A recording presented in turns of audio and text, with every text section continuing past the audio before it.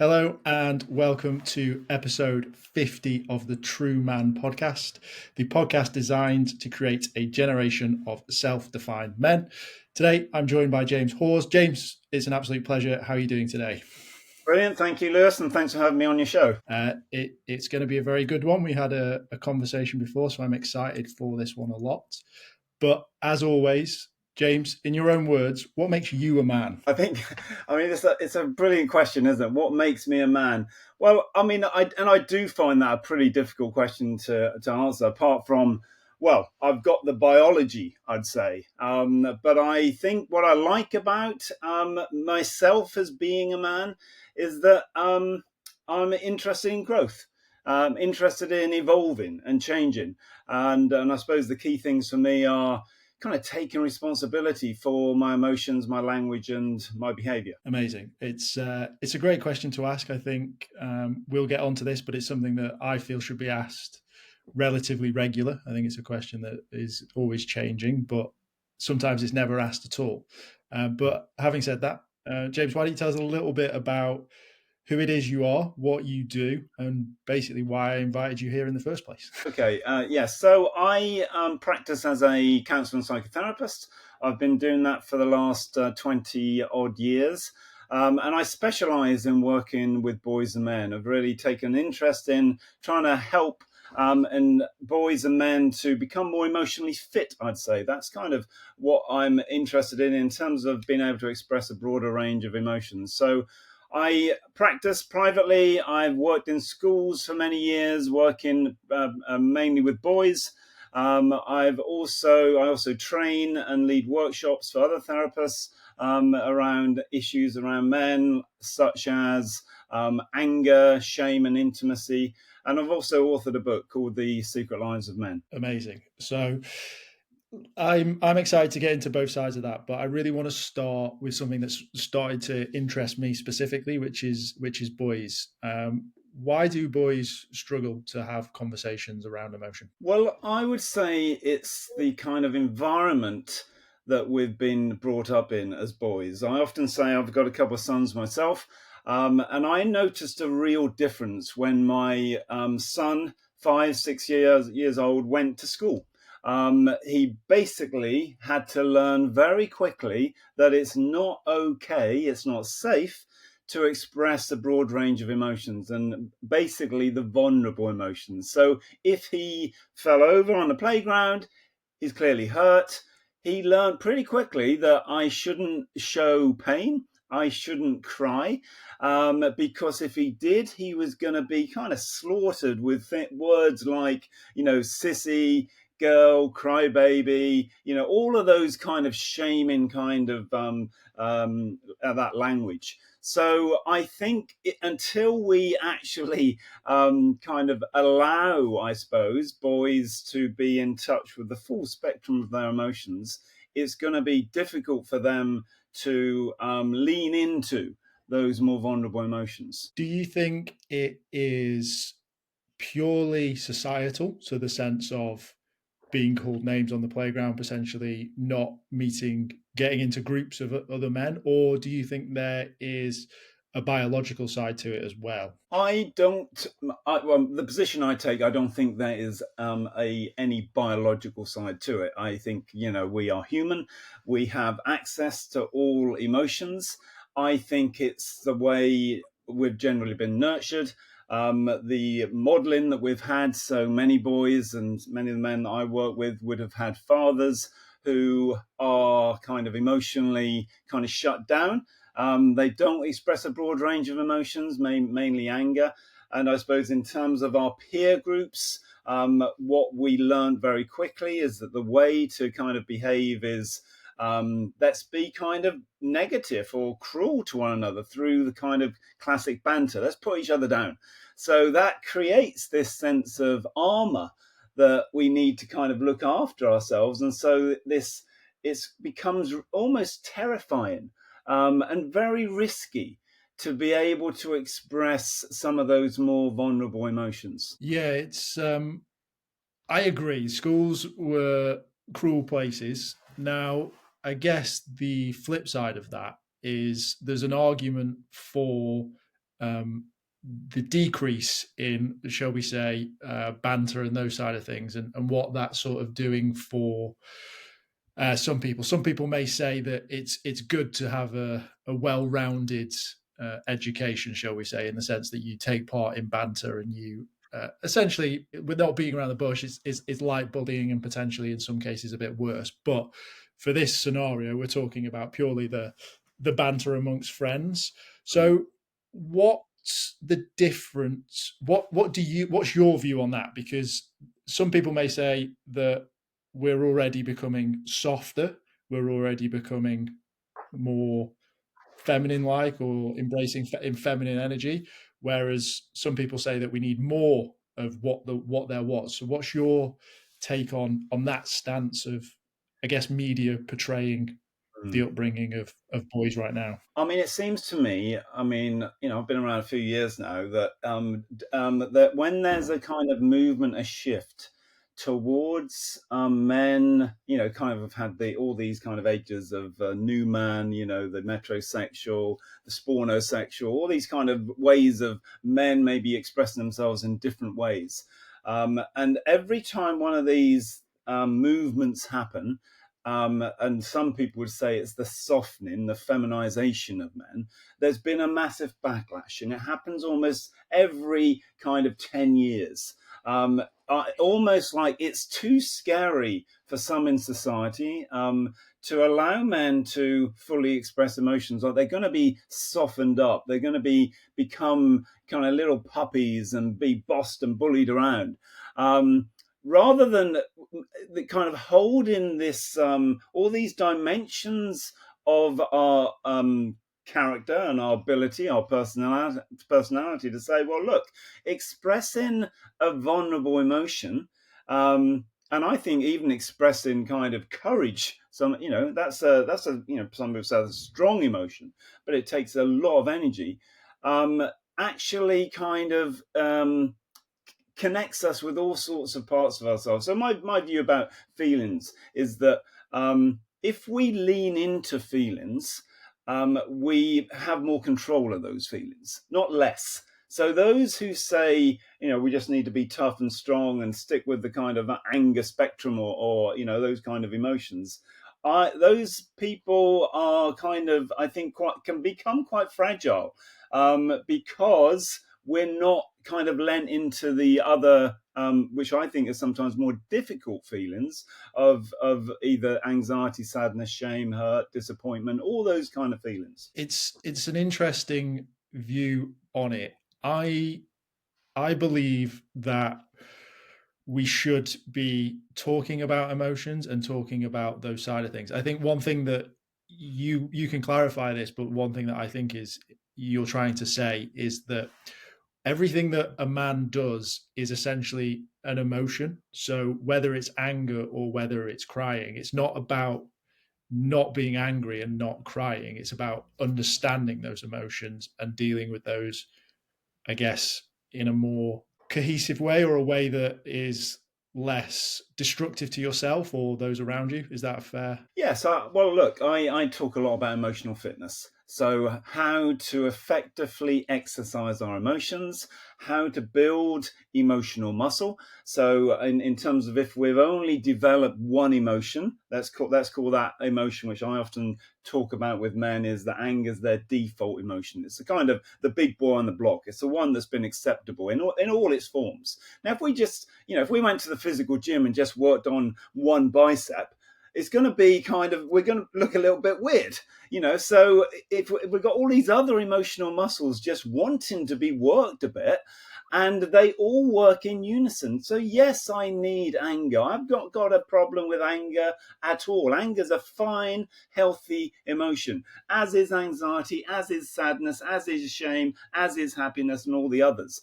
But if we are just relying on a small amount of our emotions, we're going to kind of be a little bit lopsided in some ways. So for me, leaning into anger in its kind of all of its depth and its health is really important. And I don't think we do that enough even. But so for me, it's like, let's use that word balance. But if we're going to be emotionally fit, we need to exercise the whole spectrum of emotions. Okay, so it's more a case of understanding that. And I guess one thing that we talked about before, which is maybe sort of ties into this, is when I was at school and sort of that I guess that sexual education side of things, where you were learning about turning into a quote unquote man, shall we say, in regards to the change and things that were happening to you. But there was, I guess for me, there was no real especially with the stuff that I'm learning now, there was no real conversation around testosterone and what an increase in testosterone does and what a decrease in testosterone does. And essentially, from your side of that, that's going to lead to certain emotions, whether that's sadness, anger, anxiety, all based on these things. And I personally feel that that is something that's missing. Whereas if you were to look at the female side of it, my understanding is that their conversations are a lot more in depth because there's actually quite a large change going on in regards to them. So what's your, do you feel that that's missing for boys, or is there something else that's missing for boys? Go on, sorry, say that again. What am I trying to answer here, and in terms of what's missing? Yeah, in regards to, is it just emotion, or do you feel like emotional intelligence, or do you feel that there's more that needs to be done with boys, essentially?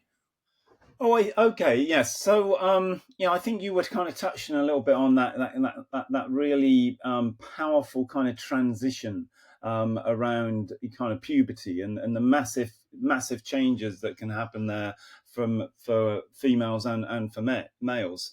I think you're right. We do need to help assist boys and girls through these massive transitions. As I would say, we do continually through our life. There's different transitions which maybe we need to offer assistance on. So, the issue, I suppose, classically, there are these rites of passage programs, and there's some really modern programs that are happening in school at the moment, and I think they're really interesting, where they're kind of trying to work with, let's just focus on boys, and kind of working out, well, kind of what are their values, what are our beliefs, what is it, as to be a man, what does it mean to be a man. So to dive into these, I think, is really important, as compared to perhaps to some of the old rites of passages from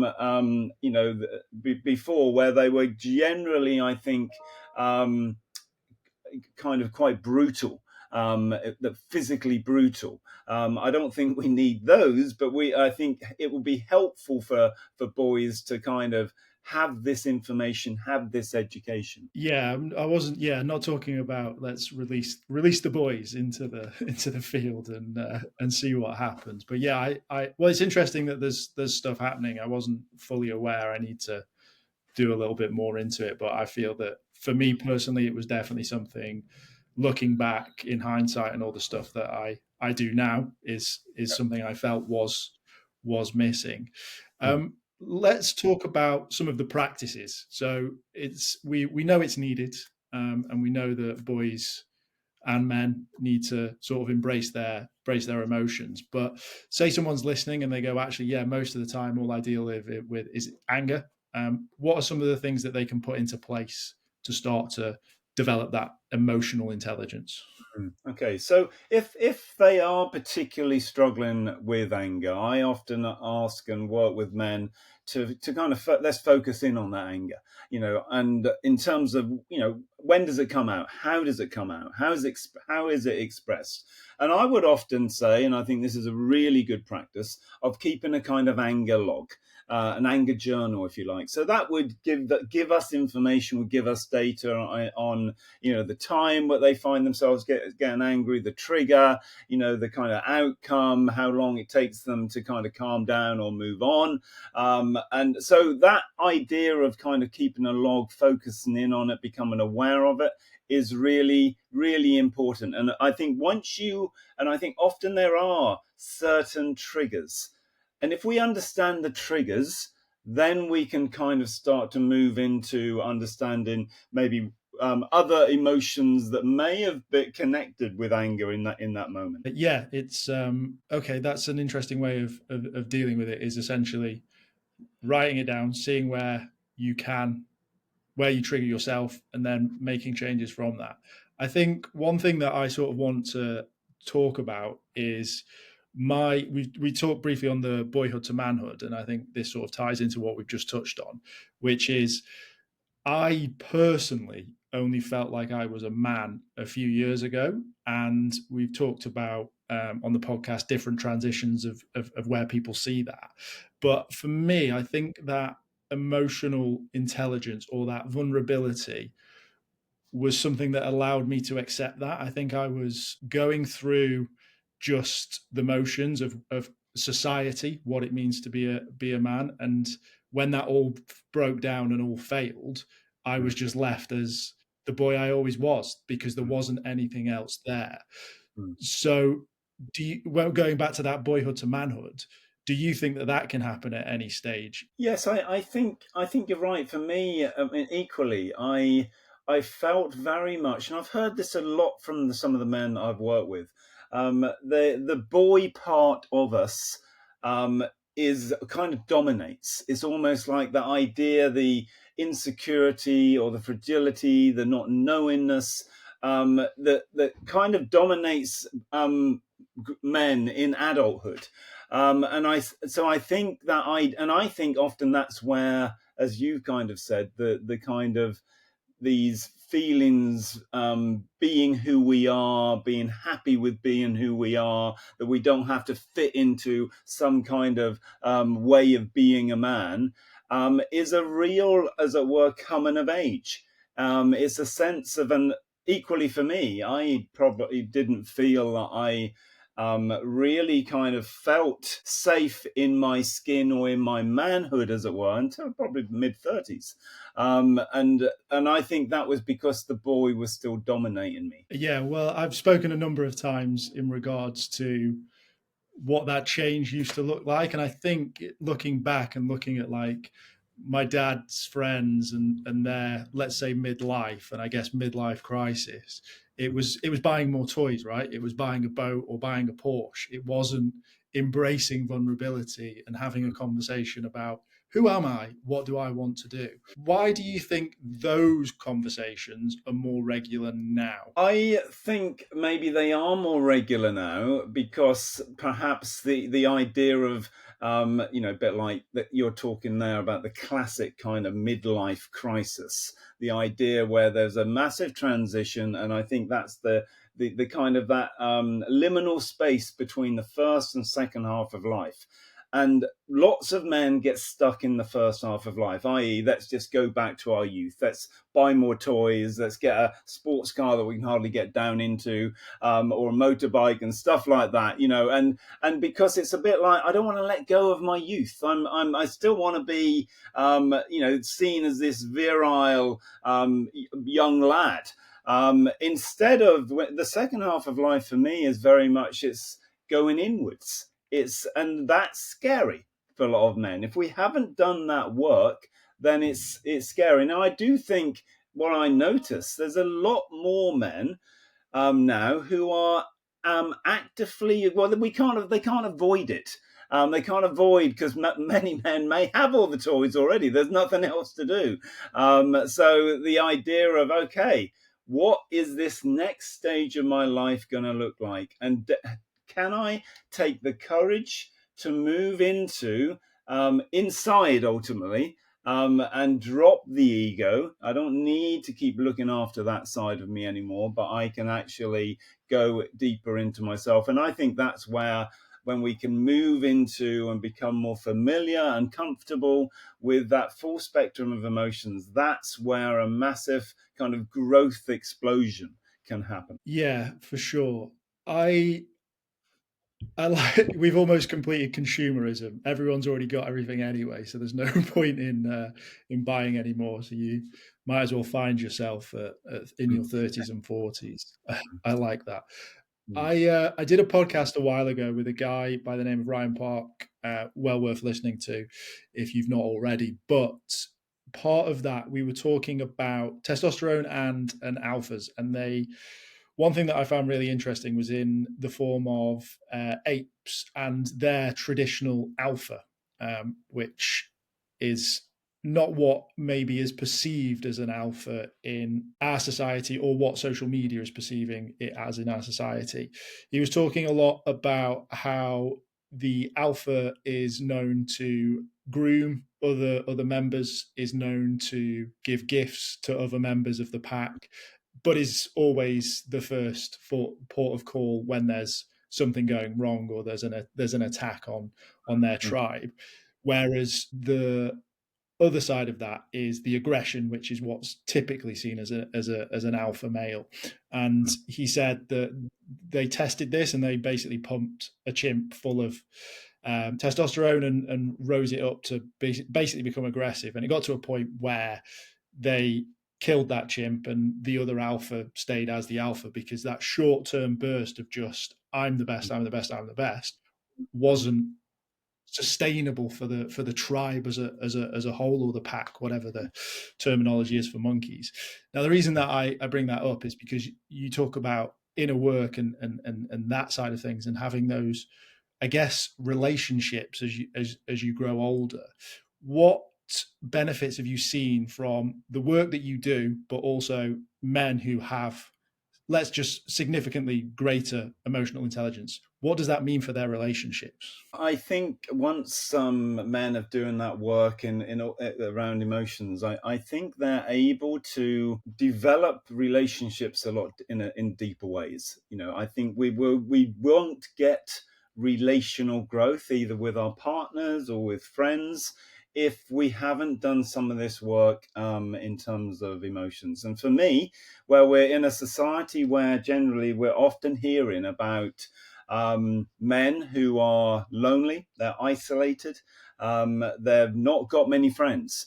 And so when we do this work, we're going to absolutely lean a lot more into making more contacts. And ultimately, the other thing is intimacy, that we can become more intimate, psychologically intimate with others, which gives us a real connection to them. So for me, that's the massive bonus, that we will ultimately feel a lot more connected with others. What is your views on male loneliness?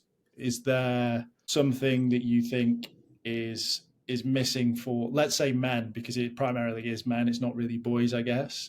Is there something that's missing from their lives additionally to emotional intelligence? I think, see, my view is that most of us as boys and men, one of the legacies that we've learned, often from our fathers or from other males, is self-reliance.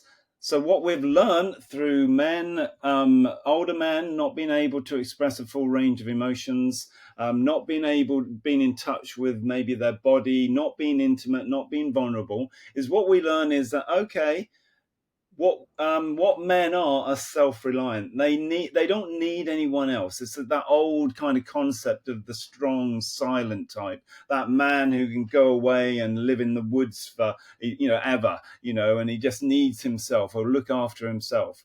Now, if we're self-reliance, to me, is, of course, many of us would want to be kind of self-reliant. But when we kind of go to uber self-reliance, it ultimately moves us away from other people. So when we can kind of unlearn that and really, and I've spoken to many men thinking, a lot of men will say, well, I don't need other people.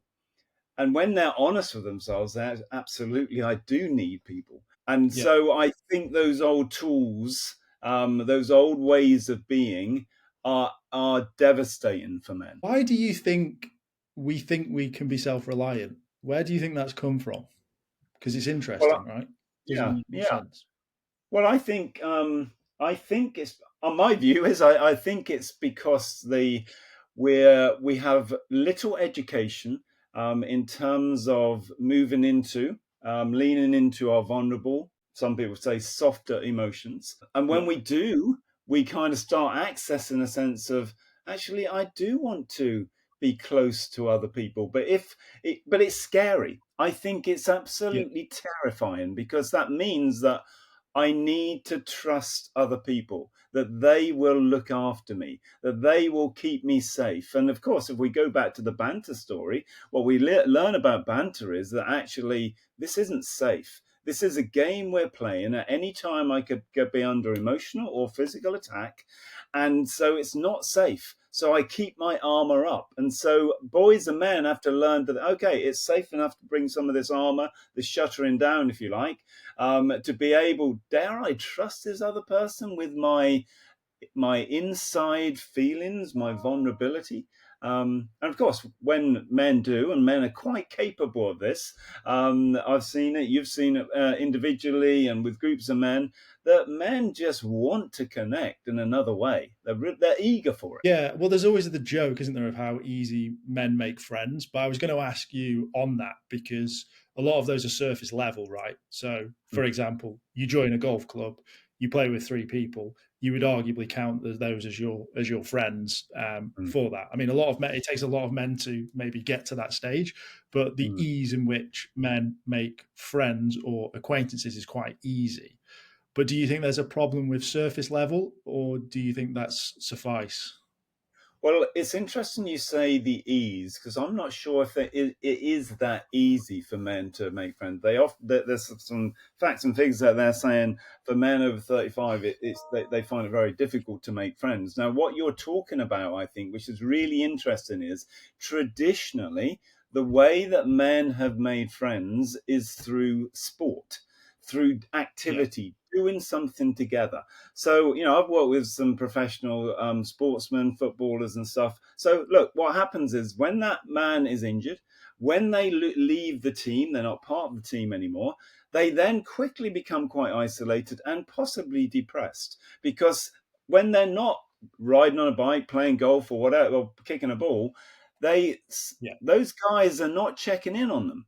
They're kind of, that's it, mate, you're done. If you can't turn up to the five-a-side, we probably won't see you again. Or the other course is, let's go down the pub and have a beer, and that's another way of men. But again, you've got to want to drink. I mean, it's fortunately easier now with zero alcohol and stuff like that. So I think it's created around activities, and that's, I think, when men struggle. That how do we make friends if we don't have an activity to kind of connect with? Yeah, I mean, the flip side of that is friends of partners, right? And then if that relationship breaks down, all of a Yep. sudden you don't have any friends because they were actually your wife's friends or your partner's friends, and that's gone as well. What I was saying with ease is that usually you see they'll talk, they find some common ground quite quickly, and they'll try and get on. I think the other side of that is people who find it really hard when people don't like football. So like, oh, what team do you support? And the other guy goes, well, I don't like football. Then they're panicking because they've got no common ground with them. But that's more on them than the person who doesn't like football, in my opinion. But yeah, it's interesting, because it's like, where do men make meaningful relationships then? Well, I Um, think, like, I think they can, in terms of, even in all the things that we've said, of course, in sport and in going down the pub. I'm not going to say that there aren't some meaningful relationships here, but I yeah, think it does take a lot for men to kind of lean into that other part. So I often tell the story, and I kind of know this to be true, that men can spend best mates for 25 years. Every weekend they're playing football, watching football, under the bonnet of a car, doing something. And they've never said to each other, do you know what, Jim, I really like you. Or I might even say, I love you. I mean, it's never said. So they probably yeah, know it. I'm sure he does. But because it's never said, there's always this question, this vulnerability. It's because it's never spoken. So that our relationships are absolutely can be deep and connected and meaningful. But I think when we don't say it, it's a bit like, how many times have I heard a adult son tell me that he's never heard his father tell him that he loves him, that he's yeah, proud of him.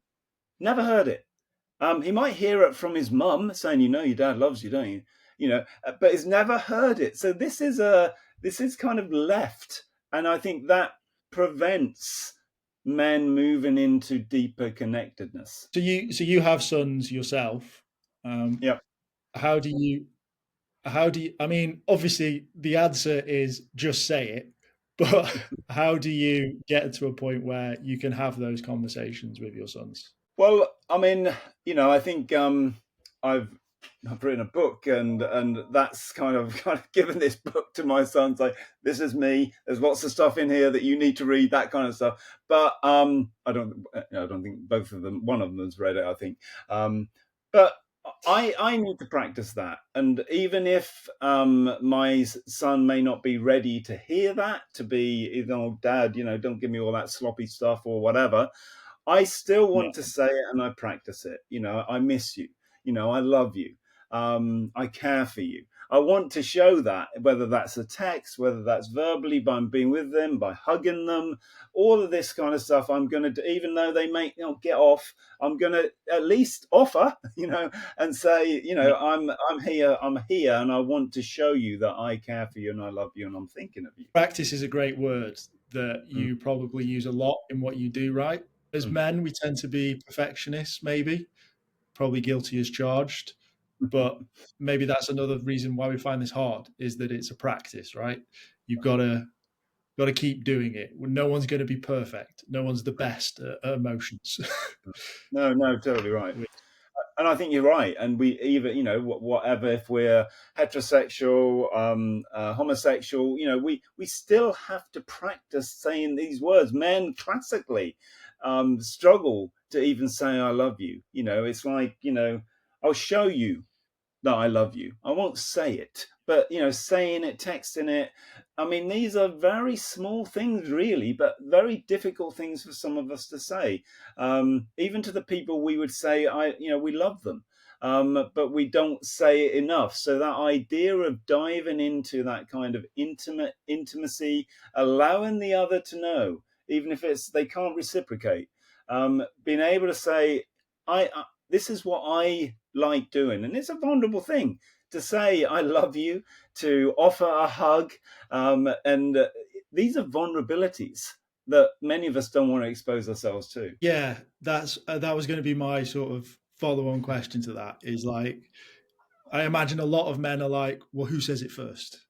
And it's like, but I guess for listeners and sort of on that, the more that I've been in this space and the more that I talk about me and I talk about my journey, the more people are willing to open up to me. And again, I probably don't say I love you to my friends, or I don't show vulnerability with them as much as I could or want to, maybe. And again, it goes back to that practice thing, and no one's ever going to be perfect at this.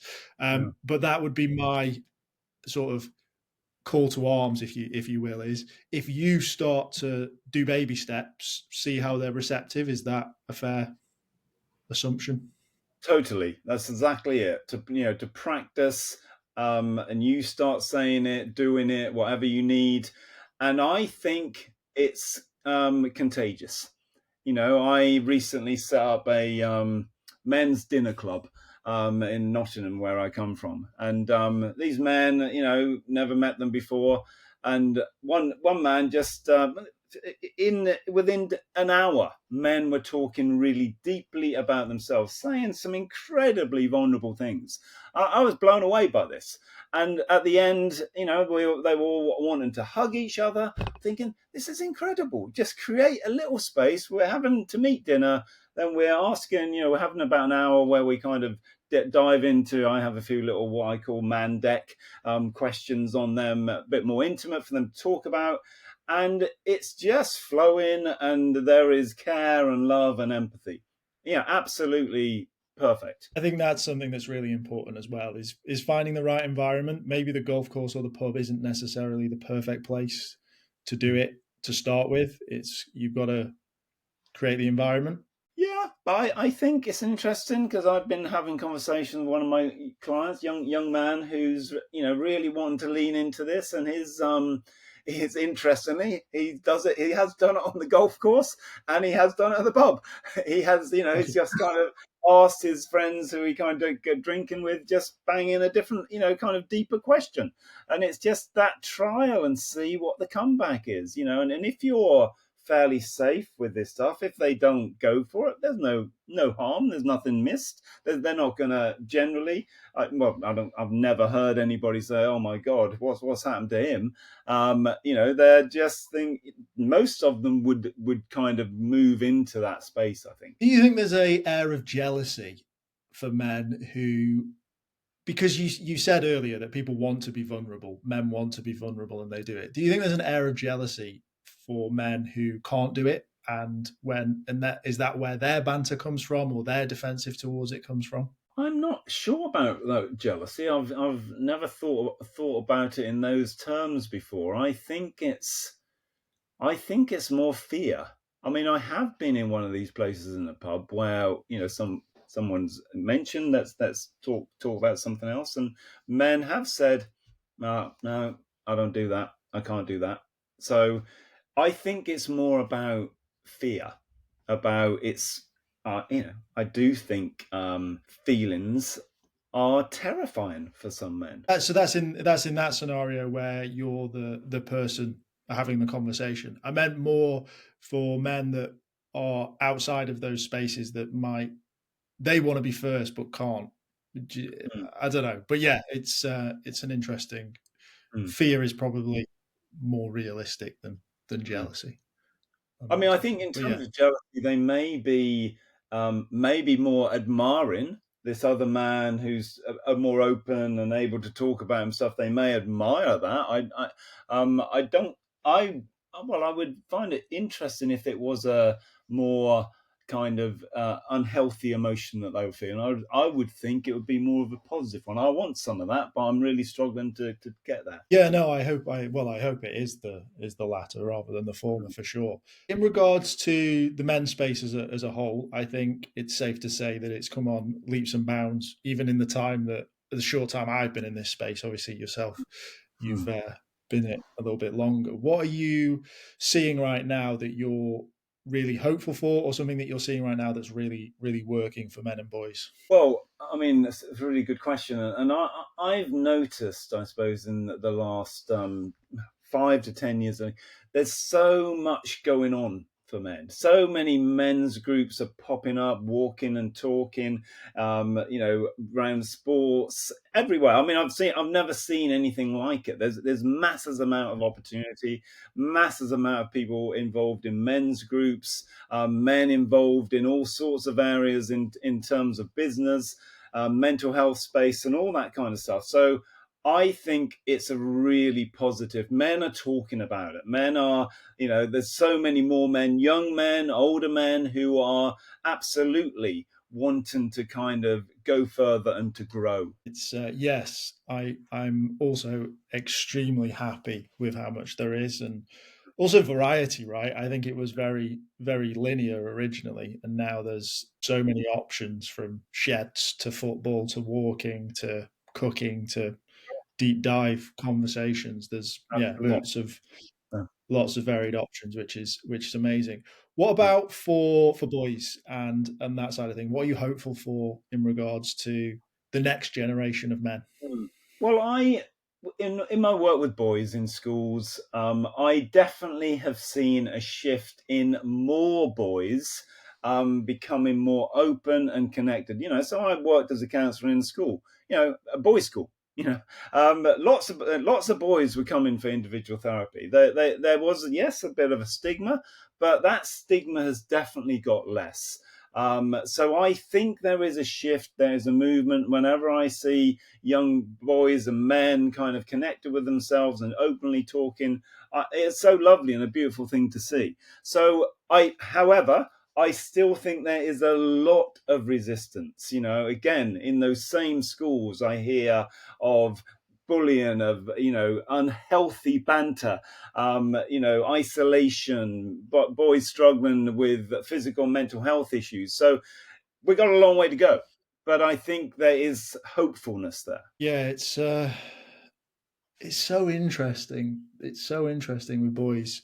I'm I'm envious of you being in that space. I think it's something that I really personally want to sort of explore a little bit more. Is just not shaping, but Mm, providing tools and equipping mm, the men of the future for sure. I mm. think there's a lot that can be done there. So hats off to you for sure. And yeah, I'm again also really hopeful.